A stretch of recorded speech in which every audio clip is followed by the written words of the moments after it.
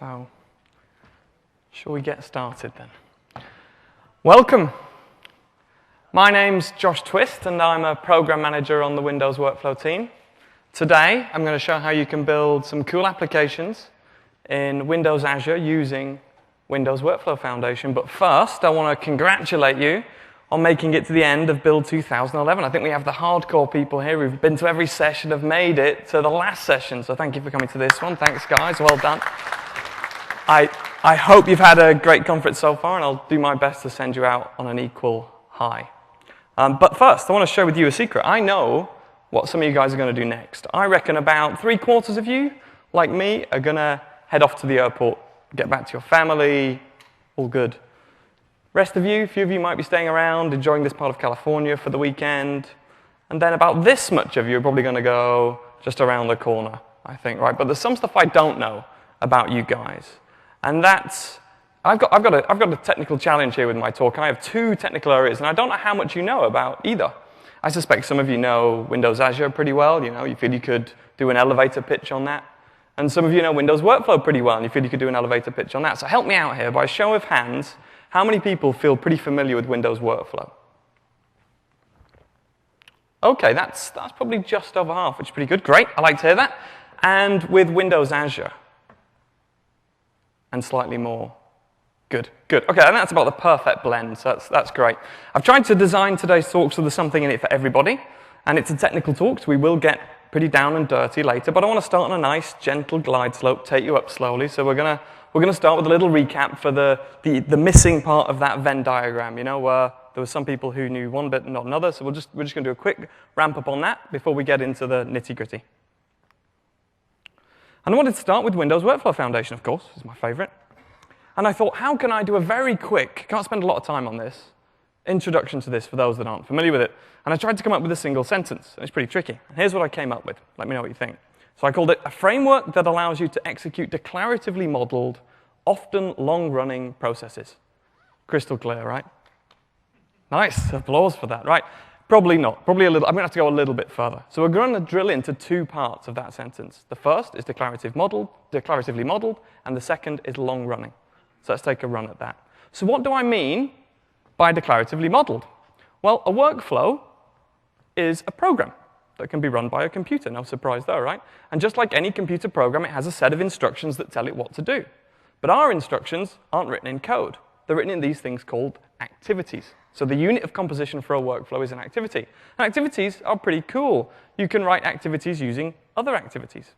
You can even write activities using code. So just like code is composed of other bits of code, workflow's the same. It's just one big composition party and everybody's invited. And that's one attractive reason why people use workflow, is this simple composition model. Some of the activities we have that we ship out of the box are things like the sequence, the flowchart, the state machine, and people like composing code using those ideas. It's nice. But this is a triple play with workflow. I'm going to go through some other interesting facets. And the more you use, the more you get from it. You get better bang for your buck. And the next thing I want to talk about, why this declarative modeling idea is interesting, is that it's highly toolable. So when you create a structure of activities, you can serialize those to a text format. We happen to choose XAML. You've all heard a lot about XAML this week, right? So you all know what XAML is. We like it too. It's our serialization format for workflows. And as you've seen this week also, XAML is highly toolable. You can have expression blend. In our case, you can generate XAML to define a workflow. We have a tool for it, the Workflow Designer. We have that in Visual Studio, and you can even rehost it, and I'll show you a sample doing that later.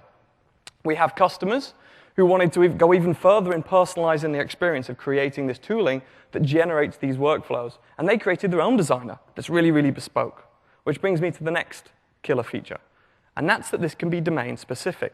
So let's imagine for a moment that you, sir, you are about to start a software as a service. You're going to get really rich, so it's great news. You should look happier. And you're going to sell a HR application to small and medium businesses in the cloud. And you're doing really well. You're getting really, really popular now. A lot of people are onboarding, but they're demanding these customers, I tell you. I know. And they're saying, I want to be able to customize my process. I want to be able to change it. I want to change the new hire process or the vacation approval process. You're like, okay, I'll let you do that. Do we expect them to write C#? Maybe, but these are small and medium businesses. They want to be able your granny could do it kind of thing. It's got to be very easy. And this is where Workflow comes in, combined with tooling and this ability for you to create your own custom activities where you can get domain-specific and create a domain-specific language. And I'll show you a hint at this later in one of the demonstrations. The last killer point with respect to declarative modeling, I think of Workflow as a managed runtime. It's built on .NET. We have our own scheduler, though, that executes and runs and schedules these activities. And when we do so, we can give you lots and lots of data about what's going on inside that workflow. So if you want to tell your HR user who's using his new activities where his instance is up to, where his workflow has got to, you can absolutely do that. And we'll give you just the right amount of data through a feature called tracking. So that's visibility. You can get great telemetry from workflows when they're running. Long running. This is another killer workflow feature, another reason a lot of people come to our product. What do I mean by long running? Well, it could be anything from seconds, months, maybe even years, long outlasting me. I don't mind. I like it, my technology to outlast me. That sounds pretty cool. But when does this get interesting? So if a process runs for a few seconds, I'm kind of like, yeah, OK, that's interesting. But we do it all the time. We have web requests that come into a web page. We might process for up to a few seconds and then send a response. If someone pulls the power cord out of that, they'll just make another request. It'll be fine. But what happens if I want to model a process that's running for some months? This is where Workflow comes in. So Workflow is cryogenically capable. You can take a workflow. It can be running. You can stop it, freeze it, write it to disk or some other durable storage, and then load him and run him again later. It's pretty impressive. You can just do that with a workflow instance, a workflow definition, and you don't have to think about it. Because I know what you build dev guys are thinking now. It's like, yeah, I can do this. It's easy. But you swim in a world of data access layers and writing code and understanding state, going down to disk and loading it up. This guy's poor customers can't do that, right? They just want to model their process using these new activities he's created. So Workflow can really help in those scenarios. And we'll look at this later. Now, I think most of you knew what Windows Azure is, so I'll make this super quick. And just a very quick recap for the very few that didn't. The simpleton's way of looking at Workflow, at Azure, which suits me, is I think of it basically as a big bunch of computers that I can use. I pay for what I use, and then when I finish them, I can just give it back, which is pretty slick. It's got a nice pricing model. And it has all the resources I would need to do computing. So I'm going to need some horsepower. Yep, I'm going to need some CPU, and I'm going to need some networking. And there is much more than I'm going to talk about here in this, but I want to just briefly touch on the things I'm going to use in today's demos. First thing I'm going to use is a good old worker role. The workhorse of the cloud, right? This is like the background process, something that sits there, just keeps on angrily processing work, perhaps chewing away at stuff on a queue, like a Windows service in full Windows, if you will. Next guy, he's a little bit lazier. He waits to be told to do something typically. Yeah? He waits for a request to come in. He's a web role. So you want to build a web app and deploy it to Azure? The web role is probably the best way to do it. So I've got compute, I've got CPU, and I've got networking. I now need somewhere to put things and keep them safely. So I need storage. And there's a bunch of storage available to you in Azure as well. We have blob storage. I can save files from big, fat media files, maybe, or even small XML workflow definitions. Might be handy later. And we could have a queue, which is great if you're going to do any kind of asynchronous processing. You want to do eventual consistency and these patterns of scale. You're going to need a queue. We've got Windows Azure queues. Table storage. This is a NoSQL, non-relational data store. We forgo some of the luxuries of SQL Server and a relational database. But the advantage is we get huge scalability. This type of data store is pretty much the underpinnings of any super scalable website. So the large social networks, they will rely at some degree on a non-relational data store. And we have one in Azure. But we also have in Azure a version of SQL Server, which is great because we have all those luxuries of relational data, which we like. SQL Azure is almost completely compatible with SQL Server. There's a couple of edge cases, a couple of corner cases, and we'll talk about those a bit later. So everyone knows Windows Azure and Windows Workflow now. Great, let's plow on. Now, I promise you this is the most boring slide in the deck, okay? I had to put something like this in. It's mandatory. They make me have something with boxes in. There's a check that I go through. And what I want to show you here is the different hosts for Workflow. So I mentioned that Workflow is a program, yeah? And if I've got a program, I need a runtime to actually execute that program. And in Workflow, it's the same. And I call these, or we call rather, these runtimes hosts. And we have several available for you in Workflow 4. I want to point out, actually, let me pause there. I said workflow 4. All of this stuff I'm going to show you now is good to go today.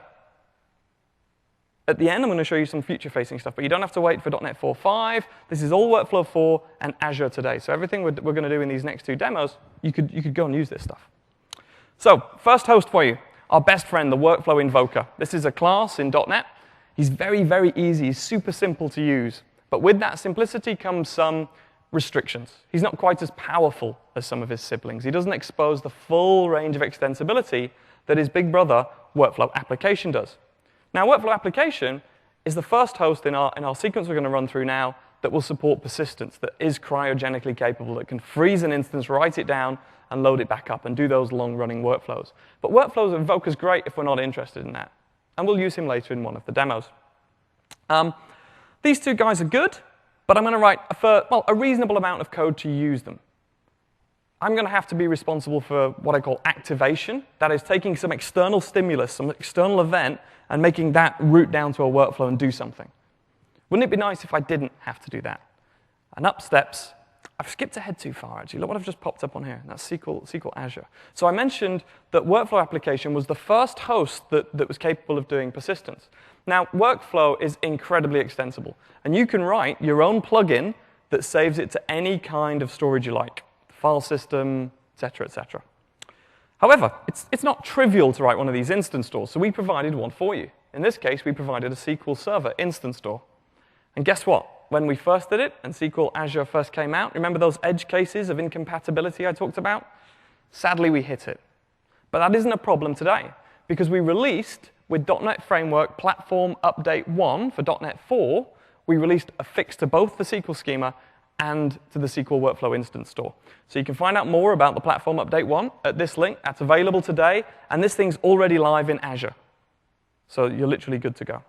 Right, back to where I was before I got sidetracked. So I was talking about activation, and wouldn't it be nice if I didn't have to worry about that? Step up Workflow Service Host. So Workflow Service Host is a special type of Windows Communication Foundation service host that is designed to run workflows. It's pretty cool, because it integrates directly with WCF messaging. So that means I can just declaratively say, when a certain message arrives, fire up a workflow. This workflow is going to wait for a certain message. When it comes in, it's going to be woken up, correlated, woken up, and sent on its way again. That all happens for free just by using Workflow Service Host. We get some other stuff as well, durable timers, etc. The problem with Workflow Service Host, hands up who's ever written this code, new service host, and then service host.open for WCF. Right, you guys, it's probably maybe a quarter of you, a bit less. We'll know that's not the end of the story. Right, that there's all sorts of things you have to worry about, like what happens if the service host faults, or all those star-ilities, like availability and resilience and so on that you have to worry about.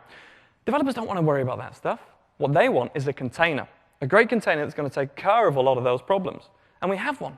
It's called IIS. And we support that. We have an IIS-hosted scenario for workflows. And it has this kind of drop-and-run feel to it. Right? I just drop in a XAML file into my web project, and that'll become, it just has a XAML-X extension, and that will become a workflow service. And I can interact with it with messaging. And we'll take a look at one of these later. The last host I want to talk about is App Fabric Server. An App Fabric Server is kind of some sugar on top of the IIS hosted scenario. It adds some pretty cool console to the IIS admin place where I can see the instances that are running in workflow. And the bad news is that isn't supported in Azure. And we don't plan to move it forward. Can we do the questions at the end of the session? Because I'm tight on time, and I'm aware that some people want to rush off to the airport and so on. So we'll do questions at the end. I will hang around. Thank you. So App Fabric Server isn't supported in Azure. And we don't plan to move that forward. But the good news is, we're not planning to move it forward because we think we have something much more interesting. So towards the end of the session, so don't leave early, and you missed the best bit, I'm going to show you something we've been working on, and I'm going to give you a really early preview of some early bits. OK, so I think we're bored of talking and slides of blocks now. Let's move forward to looking at some scenarios, have a bit of fun. Let's relax as we wind down on build now. I'm relaxed so much they let me wear my pajamas, which is nice. And let's do some fun and spend some time in Visual Studio. Very quickly, I want to explain this scenario to you. I have a blog. It's called thejoyofcode.com, and I get a lot of comments. Unfortunately, those comments are all nonsense. It's just spam. But it's not even interesting spam. It's just gobbledygook. Like, the links don't go anywhere. I don't know why they're doing it, but they're pretty persistent. And I spend a lot of time trying to keep that blog clean. And I thought, wouldn't it be cool if I could leverage Windows Workflow and Windows Azure to create a dynamic program that will help me clean up my comments? And that's what we're going to do right now. So this is how it's going to work. A comment is going to arrive at my blog. My blog is going to post that comment live right away. It is then, at the same time, though, going to write the details of that comment to a Windows Azure queue. We're going to write all this code right in front of you from scratch. I can then have a worker role that's running workflow that's going to pull those comments off that queue and start processing them. And it's going to get its definitions from blob storage. Great way to place to store my XML files, my XAML files. Even better, I've actually created a designer, a rehosted Visual Studio designer that's going to create a neat experience for me to change those. And I'm going to be able to do that dynamically whilst the program's running. Now, I'm not going to build a designer in front of you. It takes a couple of hours, but it literally is a couple of hours. I built this whole sample application I'm going to show you now in one evening on my lap, on the sofa, whilst my wife was watching TV, watching True Blood or something, which is pretty distracting. Like, you seen that show? Yeah. It's hard to work. So, I mean, it wasn't even a focused couple of hours, and I cranked this thing out, so it's pretty easy. OK, let's do some code, huh?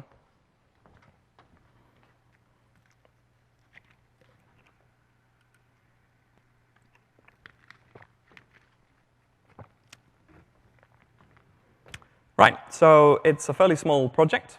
Up here is the client application I talked about.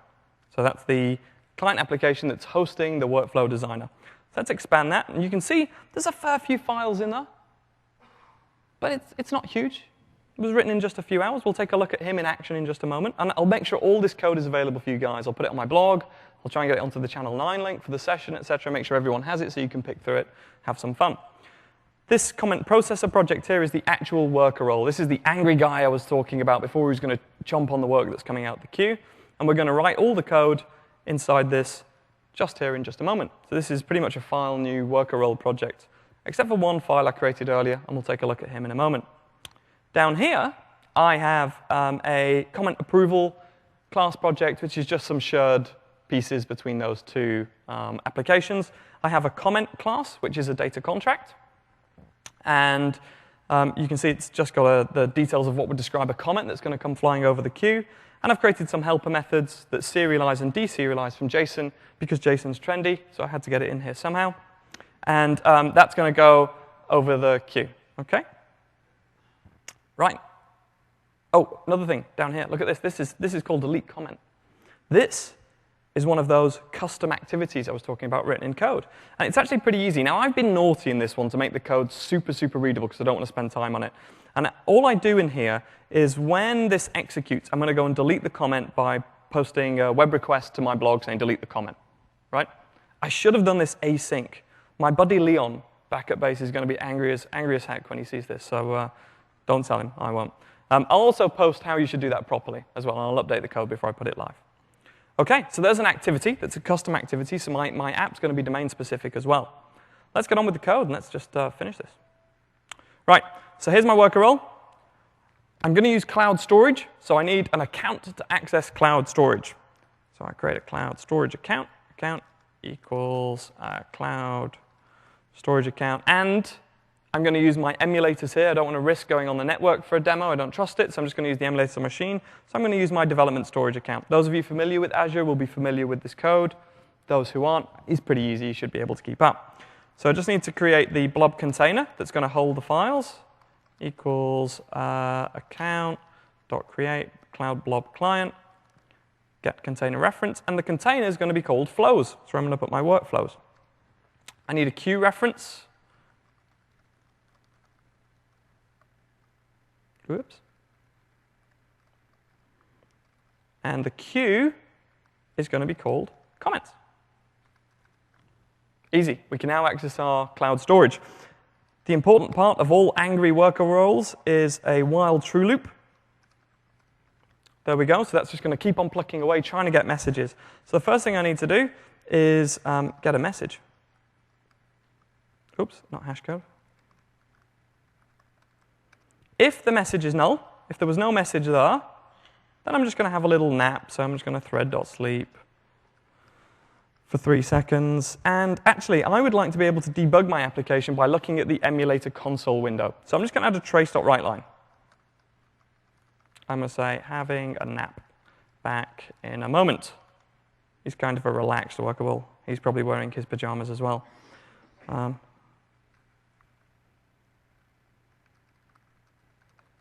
OK, now, in this case, I've got a message, so I'm going to do something. I'm going to write some slightly inefficient code here to save time and not waste your time. You guys would know how to optimize this with caching, but I'm going to go away and I'm going to get all those definitions out of blob storage now. So var blobs equals blob container dot list blobs. And then I'm going to enumerate those guys for each blob in blobs. What I'm going to do with each of these blobs now is I'm going to download the stream into memory and then turn that into a workflow activity. OK? So this is the code to do that. This first line looks a little bit weird. So var def equals blob container dot get blob reference blob.uri. Oops.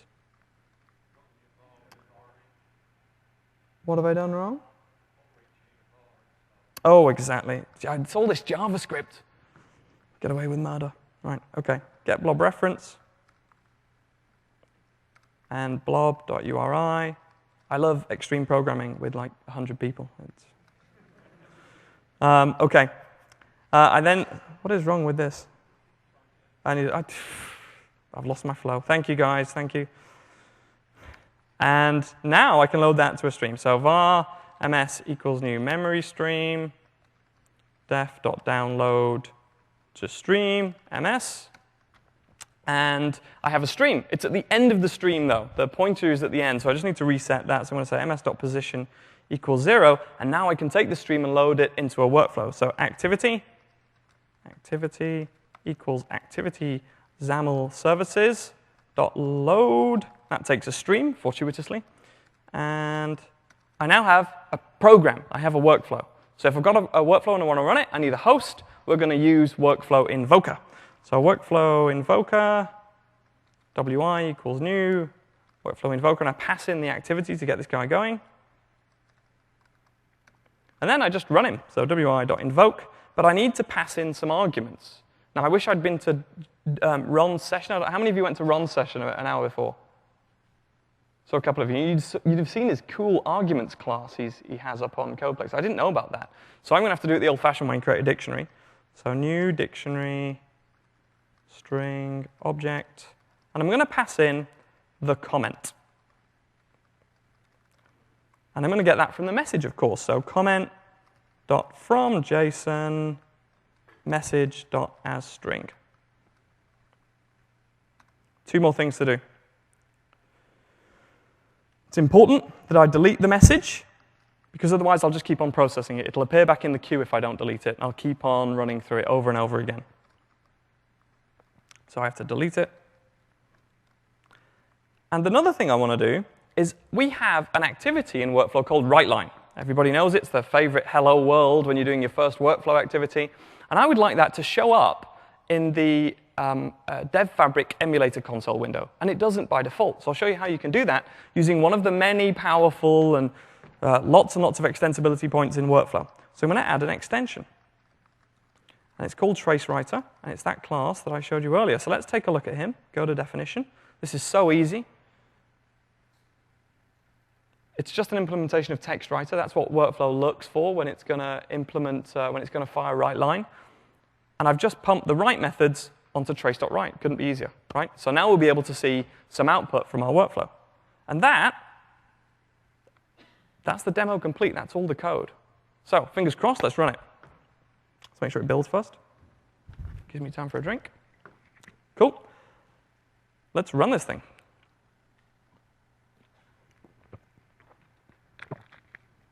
OK, this is my client application that I created that evening, very distracted.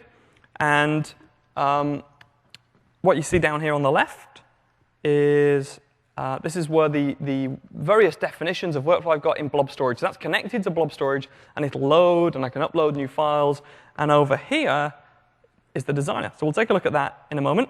I just want to show you the worker role. So here's the worker role. And as you can see, he's merrily plucking away, trying to find messages, but I haven't created any yet. So now bear in mind, I've finished in Visual Studio now, right? I'm not going to go back to Visual Studio because I've made my program dynamic because it can read in workflows during runtime. So let's add a new workflow.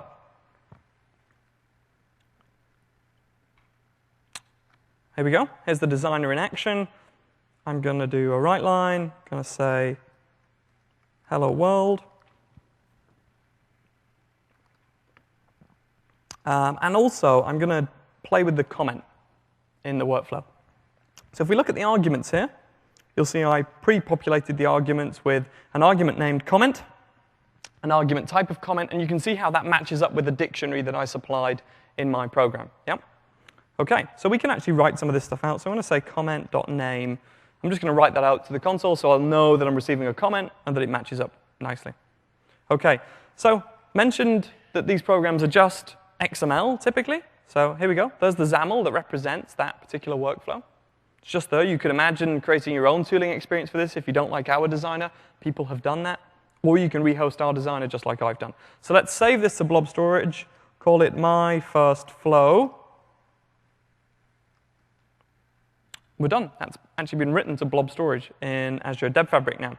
OK, so we're still plucking away. Can't find any comments. So let's create a comment. I created a modified version of my blog. I actually thought about putting this live, but I know you lot can't be trusted. Right? There'll be all sorts of stuff appearing in that console window, right? So I've put it only on a local version of my blog. Feel free to say hi on the real blog. I really did think about it, but yeah. OK, so let's create a comment. Hello, build. Nearly done.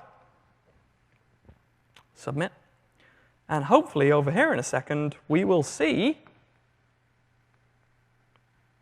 Notice my comment's actually posted. And this console window is usually a couple of seconds behind. So there we go. So it says, hello world, Josh. Notice I didn't open Visual Studio, but I'm already changing my program dynamically in the cloud. So let's try and do something just slightly more interesting with that. Going to create a new activity.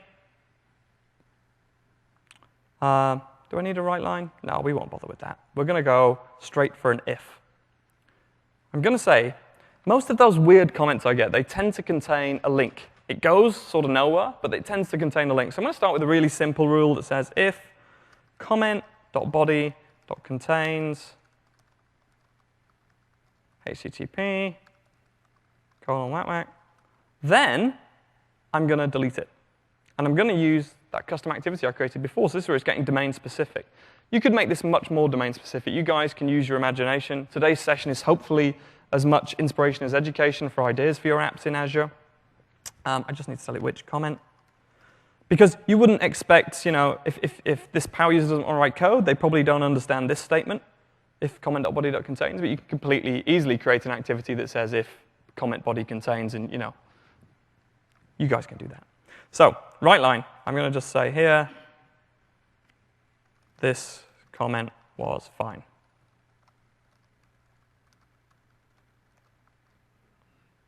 Let's save it. We've not been back into Visual Studio, remember?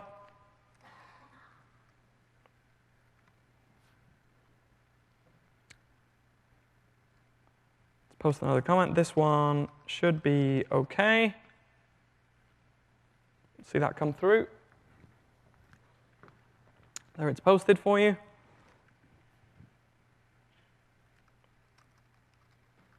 There it was. Notice it says this comment was fine, so it ran my new rule. This one will be deleted. http ://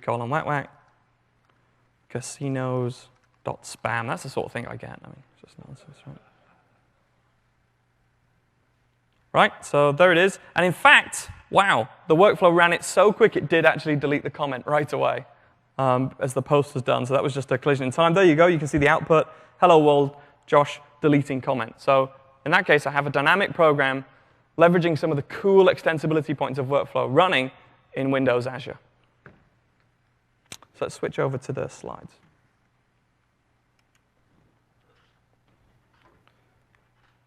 So what was nice about that? It was a dynamic program. You could change it without going back into Visual Studio. So it's really starting to hit at the scenario I was talking about, this guy's multi-billion venture he started. It was domain specific. I was just starting out, but you can see where that would go. And also, I managed to rehost the designer to create a great experience for my users. Some of the challenges.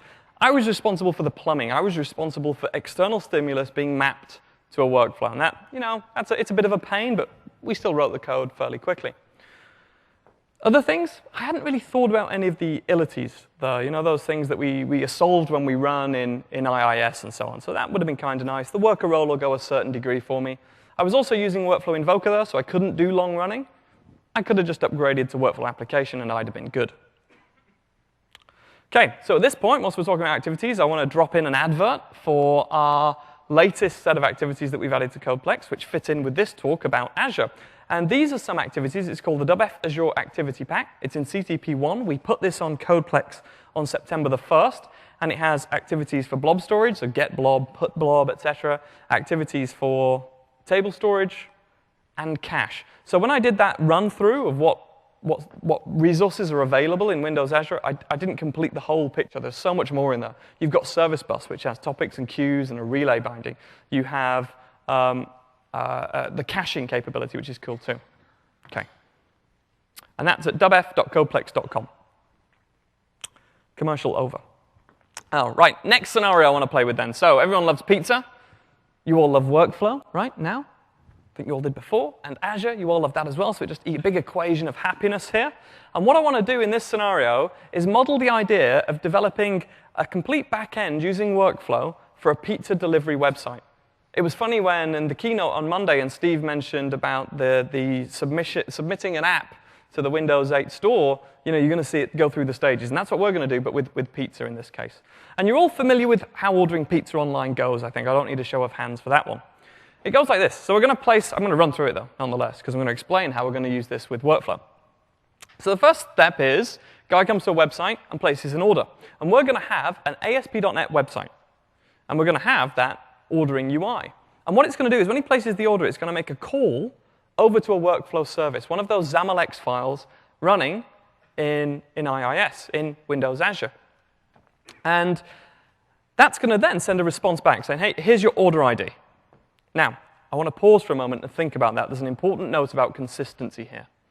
I need to make sure that that workflow has written to disk before it sends that acknowledgement back to the customer. Because I don't want someone to wander through the kitchen and pull the plug out the server. Oh, wait a minute, this is Azure. That wouldn't happen, but you never know. And we lose that guy's order before we've safely put it on disk, right? So we're going to need a way to do that. And I'll show you a little tip for that in workflow services in a moment. So we've got his order. It's written to disk. We feel good about that. It's safe. At any point now, the user can come back and check on the state of his order, which is stored in a workflow, remember, and find out where it's up to. So we're going to implement that as well. Next step is it's going to go off to the cook. Oh, sorry, prepare. Yeah, so next step is we're going to prepare the order, and we're going to cook it. And as we do this, we're also going to use a long-running workflow. Now, it might only last for an hour. If you're unlucky, it probably lasts about 45 minutes. But nonetheless, ordering a pizza is a long-running process. So we're going to model it with a workflow, which is cool.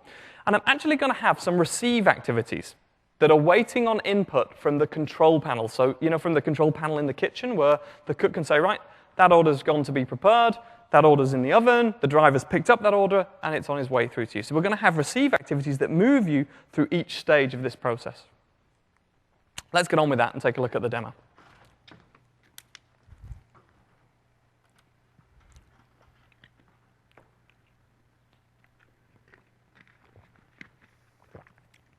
Look at that, my workflow's still going. I told you. OK, let's stop debugging that last project. And move over to our new one. So this is a standard ASP.NET project. It's not even a cloud project at the moment. We're going to add that a little bit later. So it's just a standard project. The only thing that might look a little bit funky for the unfamiliar is the XAML file, which is a workflow, right? So let's take a look at that. Just again, I'd just like to show you. It's just XML. Pretty cool. And we have a designer. Let's take a look at what that process looks like very quickly.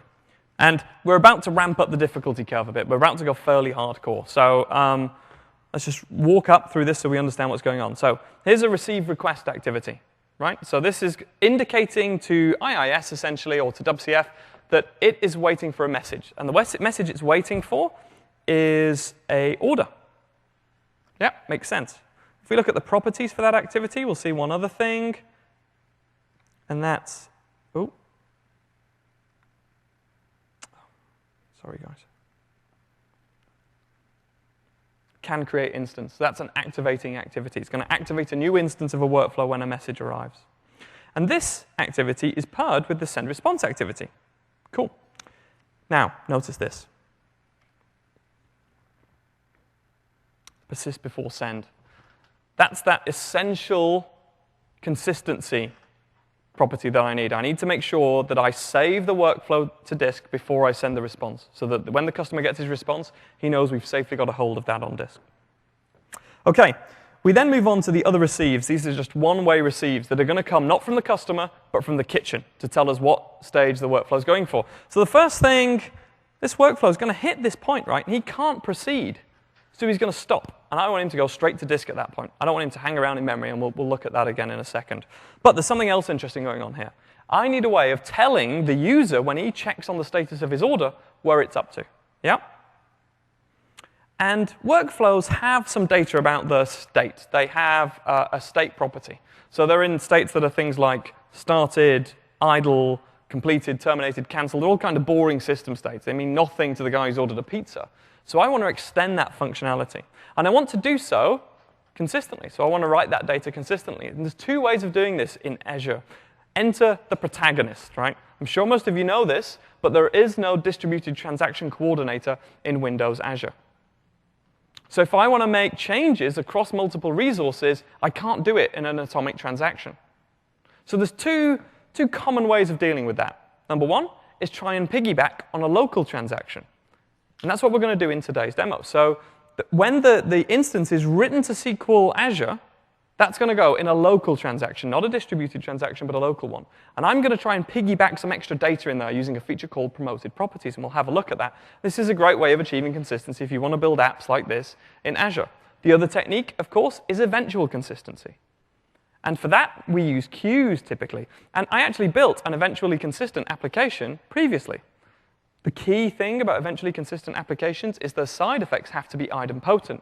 And if you remember, my delete comment activity was the side effect. And guess what? Deleting a comment is idempotent. If I delete it twice, there's nothing bad going to happen. In this case, we're going to try the other approach to consistency. We're going to use the piggyback on the local transaction. And that's what this activity here, this received thing, is all about. And I'll show you this in a moment. OK, so if I zoom in,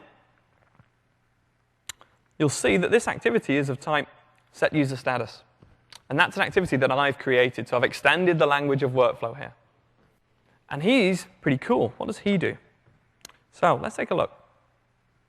In here, I have my activities as setUserStatus. This is just a good old-fashioned code activity. But an activity can reach down into the guts of workflow and say, hey, I want an extension. So he reaches down, and this guy's saying, give me this thing called a user status persistence participant. What the heck's that? Well, that's another thing that I've added to the workflow language. Let's take a look at him. But before we do, look what happens when I execute the code. So when my activity executes, I grab the description, so that's the description that's set on this activity, and I pop it in memory, just in memory, it's fine, onto this instance's user status that's hard to say. User status persistence participant. OK?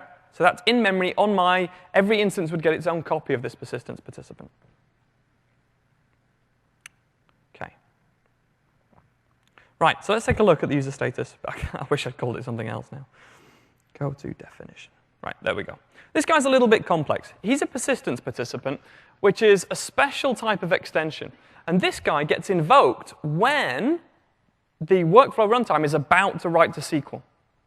So this is where I get my opportunities to start doing some clever stuff and piggybacking. And there's a particular method that's very interesting here, and that's an override of collect values. And it's this line of code I'm focused on. So when this collect values is called, which is just before this thing's about to write to SQL, I grab the user status property here, and I add it to this read-write values collection. So this is the property that was set by the activity. Makes sense? So he reached down, he set a property on him, and then at some point later in time, when this thing's just about to write to SQL, that property's still there, and it's going to get copied over into this read-write values collection.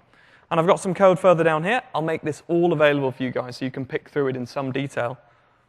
I promoted that property. So I made the SQL Workflow Instance Store aware of it. So this is going to get added automatically as part of the instance state into this schema. And this schema of the SQL Workflow Instance Store is public. We share it with you. It's not like a hidden thing. It's got views that you guys can use. So I created a link to SQL data access layer for this. This is the instance store. And you're free to use this. Just poke in there, have a look at it, grab it, have a read of the properties. It's absolutely there for you to use. And you can see I've got the creation time and last updated time. And this is where the user status is going to go into one of these promoted properties. That's what I'm using. When the user comes back and says, hey, where's my order? I simply select the instance by the ID, which is the order ID, and he can see where his pizza got to. So back to that main workflow. I have a received set user status. Let's look at the properties. You can see I'm setting the description to received. And then further down, once we get the in prep message, you'll see I'm setting it to preparation. And so on as we move through the pizza ordering process. Easy. So I've written most of the code here because there's quite a lot to do. But the last thing I haven't done is I haven't wired up any SQL to this thing yet. So I'm going to show you how to do that because it's really, really simple. And there's one subtle change that you need to do if you're going to run this thing in SQL Azure. So obviously you need to be using Platform Update 1 and the updated script. But we need to go into the web.config and configure a service behavior. So here's a connection string. For this demonstration, I'm actually using local SQL, but this stuff all works in Azure. And I'm going to add a new SQL Workflow Instance Store behavior. This thing was available in Workflow 4, but it didn't have an extra property that we need in order to work well with SQL Azure. So I need to set the connection string name. And I'm going to set that to SQL Instance Store, which references that connection string at the top of the file I showed you. I'm also going to set the instance completion action. You get an option of what happens when an instance finishes. Do you want to delete it from the database, or do you want to leave it there? And I want to leave it there because I want to keep a record of those orders, right? So I'm going to say that to delete nothing. And here's a killer tip if you're going to build this thing for SQL Azure. SQL Azure is designed slightly differently in terms of the way it handles connections and commands against connections. And the guidance from those guys is that you should set the max, I think it's the max connection retries to 15. We didn't provide a way to change this previously. We've added that in Platform Update 1. So I just set here max connection retries equals, 15. And we're now good to go and this thing to run in SQL Azure. So we're all there. The last thing I need to do is to make this actually a cloud project. So just to prove that you can take a normal project today and move this thing over, I'm going to add a new project. It's going to be a type cloud project. I'm not even going to add a role because I'm going to reuse this thing. Add web role project from the solution, Contoso Pizza, to make sure everything builds.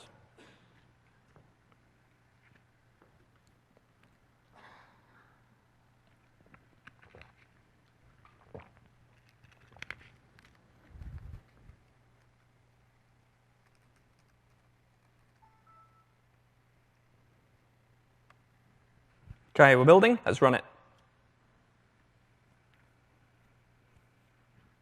Let's order some pizza. The great thing about Contoso Pizza is it's very cheap. It's free. But the service is terrible. These things never turn up. I'm telling you, it's just shocking. Okay, so here's our pizza ordering website. A fairly limited menu, I'm afraid. Sir, what would you like? Yes, you, sir, in the black shirt there. Margarita, great. And what size would you like? A medium. Good. Okay, I'm just going to order that. I'm not going to go through each of you. That would just take too long. Okay, so yeah, our order's been received. Awesome. So it's there. That's all running as though it's running in Windows Azure, right? This thing would just work. It's using that database as a backend. It's querying the database saying, where's my order up to? It's getting back as received, and I've just created a UI that displays that. Okay, let's let's open another window. I'm going to take you now to the secret. I've already logged in. Look at that. That's handy. I'm going to go to the All Orders portal. This is where I can see. This is where I'm like the control panel. So if I'm in the kitchen, I can move my orders through various stages. So I just have this page set to reload every second. I probably should have used WebSockets or something cool like that, but let's move this thing to the next stage. So when I press that button there, did I press it?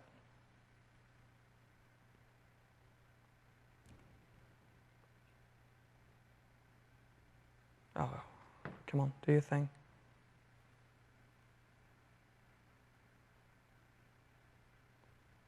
Let me try again. Let me try and order another. It's medium margarita. I've never tried that one. Maybe that's the problem. I don't know. I'm gonna go for a small Hawaiian. Maybe. Let me refresh the page. Right.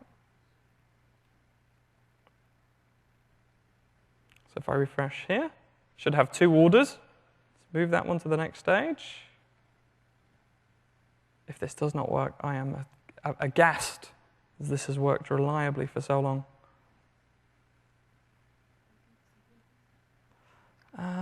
Did I do the SQL piece? Yeah, it's all wired up. Oh, thank you, sir. Thank you. You've saved my life. So I did the SQL piece, but I didn't do the other piece, right? So what I didn't do is talk about what happens when I unload a workflow. So when a workflow hits a receive point, man, I owe you like a beer or something, I'm telling you. If it works now. When I hit a receive, my workflow goes to sleep, right? Except by default, workflow will keep that thing in memory for a minute. I don't want it to do that because I know nothing interesting is going to happen in a minute. I want to save memory. I don't want to run out of memory, so I want to unload that. So I can specify all that behavior and make it persist. So I think this must be what's wrong. I forgot to specify the workflow idle behavior. So the time to unload equals 0. So it's not actually getting to disk, right? Because I've not unloaded the workflow. It's staying in memory. It's trying to be smart. And the time to persist equals 0 as well. OK. Fingers crossed, everybody.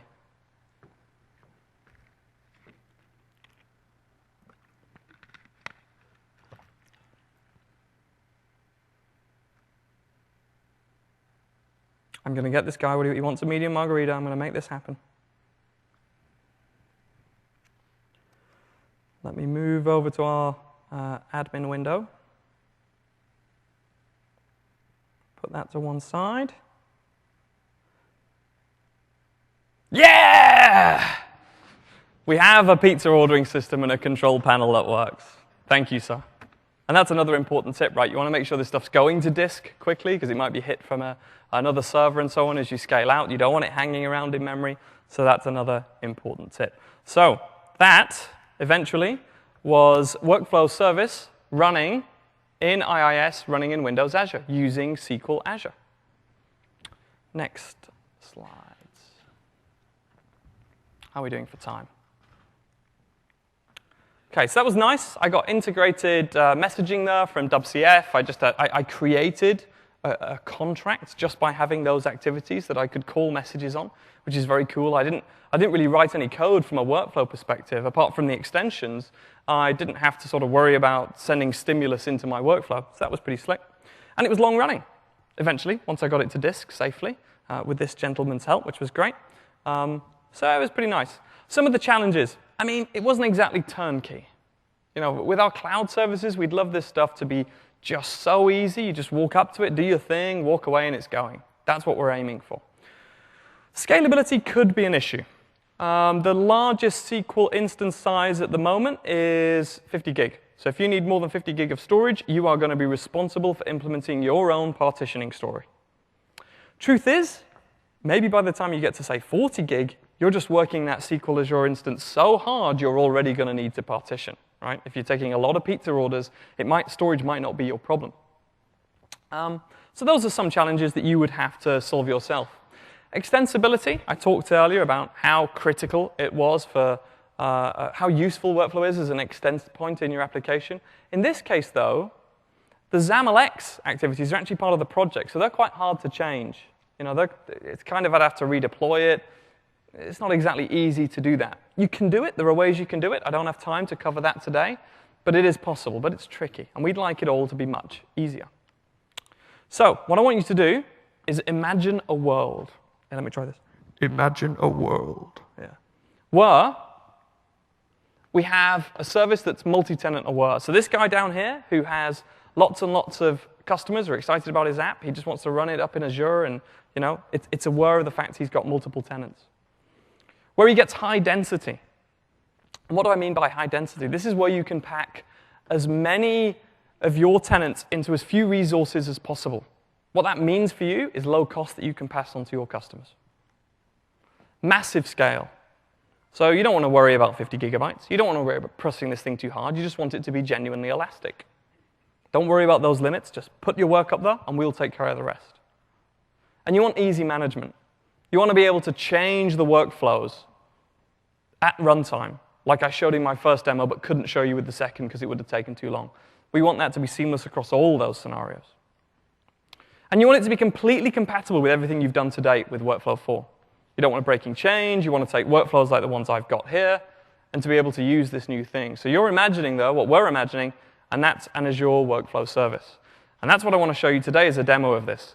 This is super early bits. If my other demo went wrong, there's a very good chance this guy will. But I'm excited to show it with you, so let's move on to that and take a look. So I'm going to switch over to my other laptop. And it doesn't look pretty right now because it's running an awful lot of stuff to simulate these pieces. Looks a little bit like a garage project. But I want to prove to you how easy something is to use, OK? What better way of doing that than using Fiddler? Yeah, if you can do it from Fiddler, you can do it from anything. True? Yeah. OK, so imagine I have an endpoint running a kind of ugly address, which we will fix in the future. Oops, don't know why the window just did that. And I'm going to take you step by step by how you would use this. So you can ignore all of this nonsense in the URL. So is everyone familiar with Fiddler, by the way? It's just a way of making HTTP requests. Super useful tool if you do any HTTP work at all. The interesting part of this URL is just this section. I'm putting up to a REST service, and I'm putting something up called build demo. What I'm actually about to do there is create a little application for your stuff to run in. So we're going to do that. Let's fire it. This one always takes a little while. It has a little bit of infrastructure to set up. It'll hopefully come back in a minute. Fingers crossed this one could go wrong.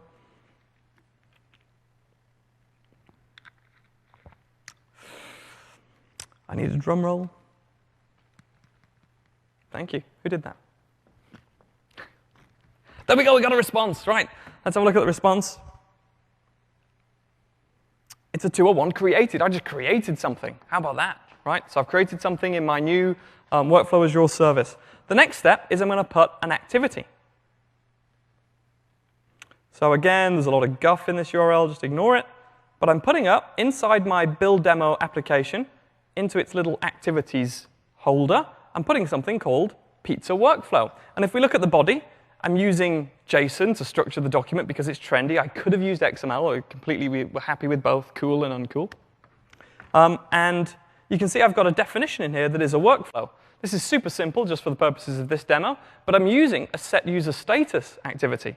I'm not writing a bunch of extensions. This thing's shipping with this service. So I'll be able to have a custom status for my instance. And it's just going to set it to received. So let's execute that. This one should be much quicker. There he is.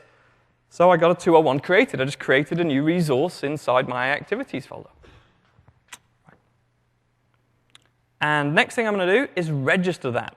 So I'm going to give it life now. That activity is like a little reusable thing that I can use in multiple ways. And now what I'm going to do is I'm going to create a workflow service that shows or tells workflow how to activate that thing, how to communicate with that thing. So there's some instructions in here. The activity path property down here is essentially saying use the workflow called pizza workflow. So that's specifying which activity it should use. And then there's we will make this simpler, I promise. There is some instructions about how to activate the workflow. All that will get much slicker. This stuff will change. And if we look at the URL, you'll see I'm back up there putting into my workflow services folder now, something called a pizza service. That's going to be the name of the service. So let's execute that. This one takes a little minute because he has to validate the XAML and make sure everything's OK. Again, excellent. I got a 201 created message. We're done. In those 3 simple HTTP requests, I've just deployed a workflow service to the Azure Workflow Service.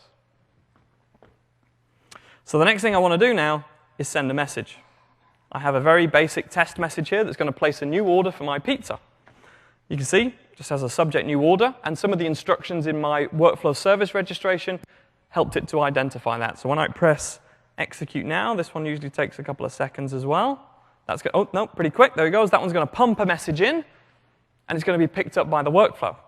Now, wouldn't it be cool if I could see that and what it had done? And of course I can. So I just simply go to this URL.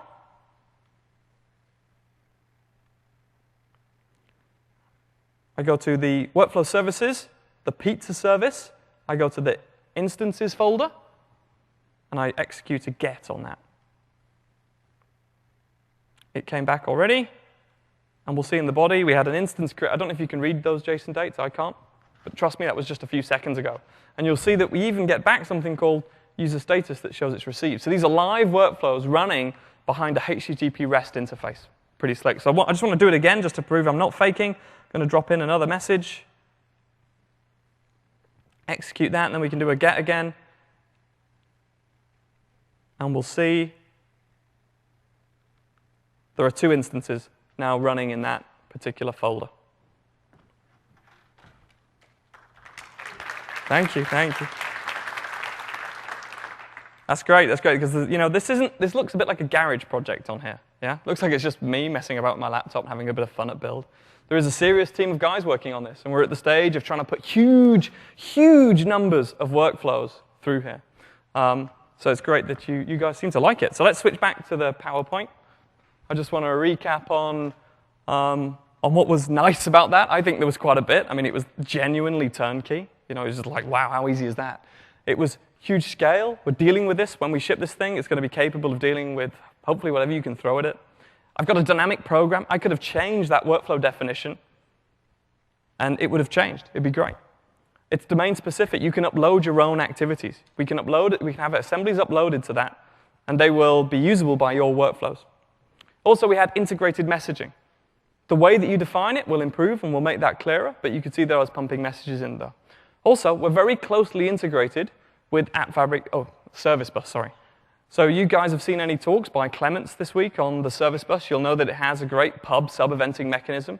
We're integrating closely with that, so we'll have great pub sub-eventing for workflows. Imagine that as a way of building event-driven architectures. Pretty interesting.